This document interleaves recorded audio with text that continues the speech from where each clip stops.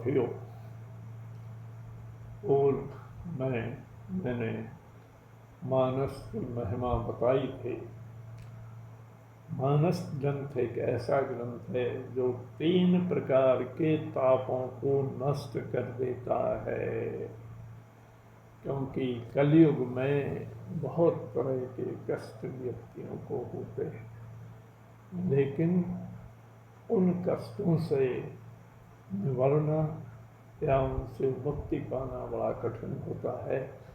किंतु जो मानस प्रेमी हैं या भगवत प्रेमी भक्त हैं, यदि इस रास्ते में आ जाते हैं तो उनकी सारी समस्याएं दूर हो जाती हैं।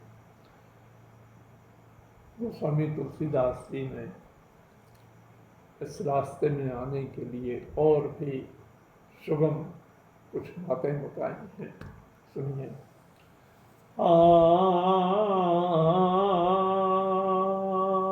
आवत यह सर अति कठिनाई, राम कृपा बिनु आए न जाए।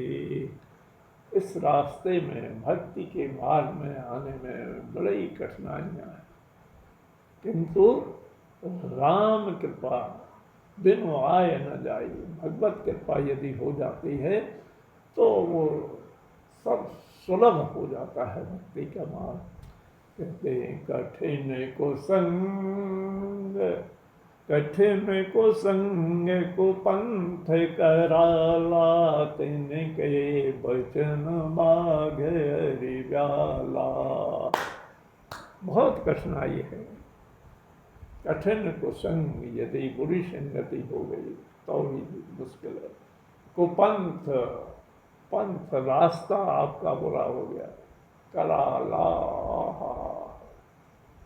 भीषण जंगल में बहुत से व्याधियाँ हैं। इसलिए भक्ति का मार्ग तो बिना भजन के आ ही नहीं सकता है, उसमें भगवत कृपा होनी चाहिए।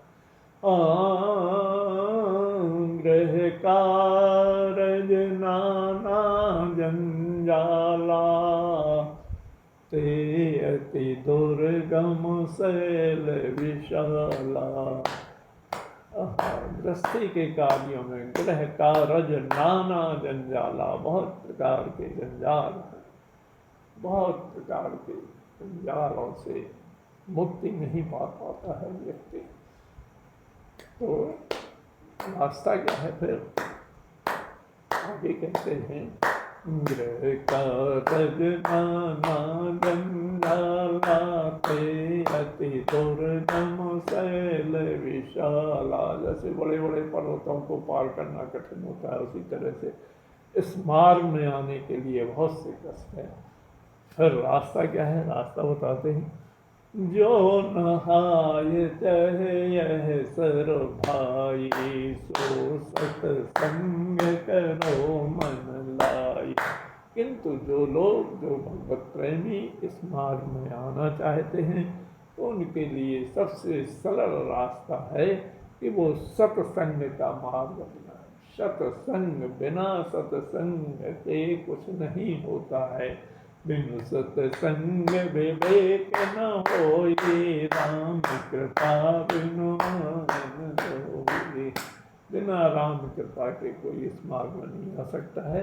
इसलिए जहाँ भी सत्संग मिले, घंटे 2 घंटे, आधा घंटे, आधा मिनट का, वहाँ सत्संग में रहना चाहिए। जो नहाए चाहे यह सर भाई, तो सत्संग करो मन लाए। मन से एक जगह स्थिर होकर सत्संग में बैठना चाहिए। जितने भी लोग हैं ऋषि मुनि, सब सत्संगी हैं, और उनके साथ जिन्होंने रह लिया तो वो भी भगवान का प्यारा हो गया। जय श्री राम, जय श्री राम, जय।